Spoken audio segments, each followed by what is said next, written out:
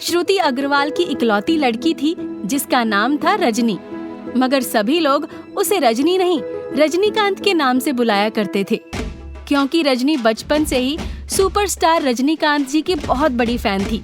रजनीकांत आए दिन superstar Rajinikanth sir की एक्टिंग किया करती थी और उनके डायलॉग बोला करती थी।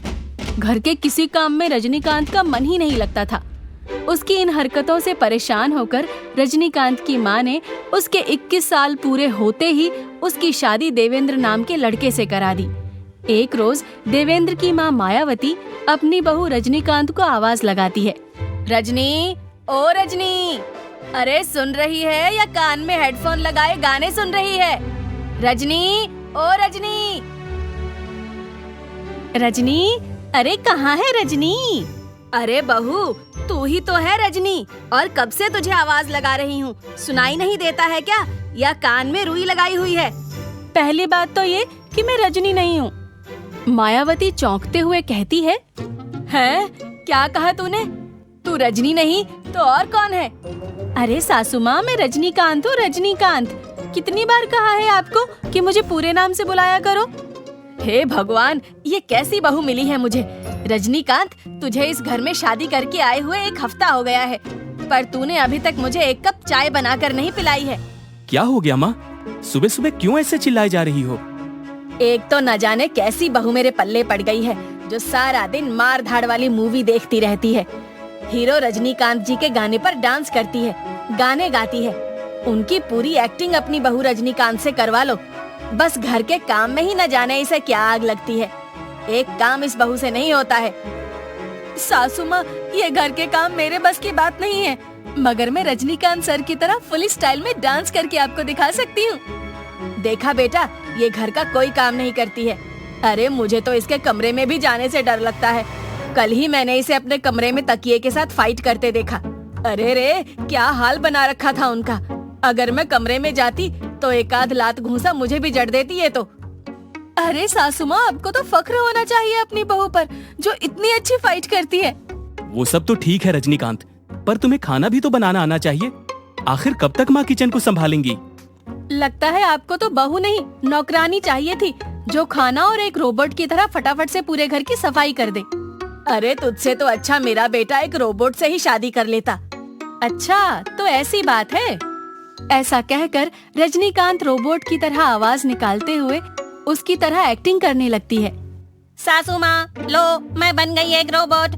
अब आप मुझे ऑर्डर दीजिए कि मुझे क्या करना है। अरे वाह, ये तो बिल्कुल रोबोट की तरह कर रही है। अच्छा, तो मेरा ऑर्डर है कि सबसे पहले मेरे लिए 1 कप गर्मा गर्म चाय बना कर ला।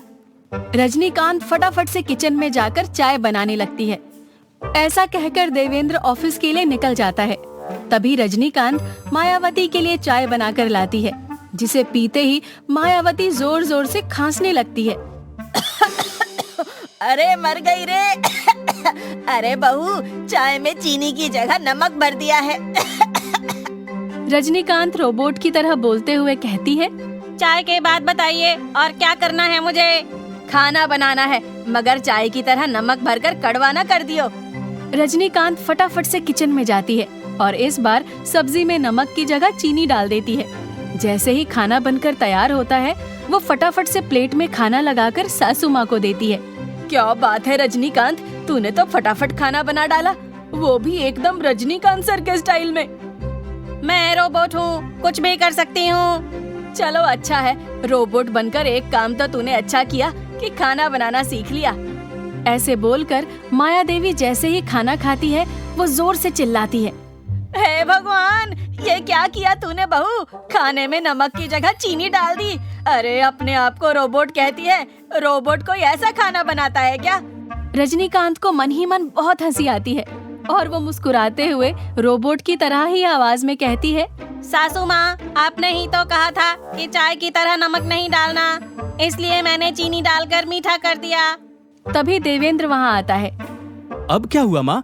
आप इतना गुस्से में क्यों दिख रही हो? मुझे लगा था रोबोट बनकर ये सारे काम फट से कर देगी, मगर इसने तो सब काम ही खराब कर डाला।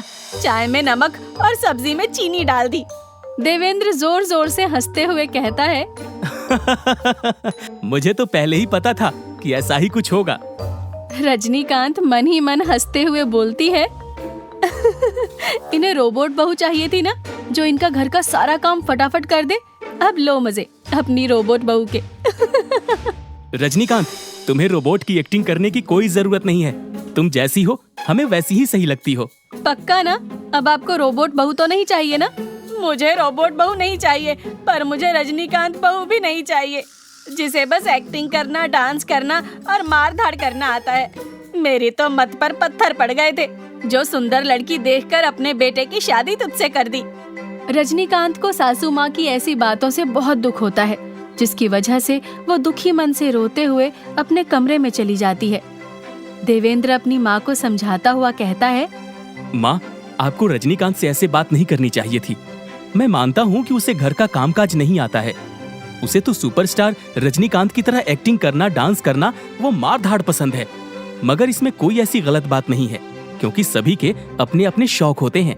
अगर माँ आप उसे प्यार से समझाओगी तो वो जरूर समझेगी। मायावती देवेंद्र की बात से गुस्सा होकर अपने कमरे में चली जाती है। उसे रजनीकांत का एक्टिंग करना बिल्कुल पसंद नहीं था, इसलिए वो आए दिन रजनीकांत पर गुस्सा करती रहती थी। एक दिन देवेंद्र के ऑफिस जाते ही मायावती भी मार्केट के लिए घर से निकल जाती है। तभी उसके जाते ही दो चोर उनके घर में घुसकर चोरी करने लगते हैं। वो मायावती की अलमारी से सारे गहने और पैसे निकालकर अपने बैग में भर लेते हैं। भाई कल्लू, इस घर में तो बहुत माल है, पर अभी के लिए हमें इतना ही लेकर यहाँ से रफू चक्कर हो जाना चाहिए। कहीं किसी ने हमें चोरी करते देख लिया ना तो बहुत गड़बड़ हो जाएगी। तू तो खामखा ही डरता है, अगर कोई आ भी गया तो उसका काम तमाम कर देंगे। वो दोनों ऐसा बोल ही रहे थे कि तभी वहाँ रजनीकांत आ जाती है और चोरों को देखकर बोलती है, अपुन के घर में चोरी करता है? तेरे को अंदाजा नहीं कि अपुन तेरा क्या हाल करेगी। ऐसा बोलते ही रजनीकांत दोनों चोरों को सुपरस्टार रजनीकांत के स्टाइल में खूब पीटती है।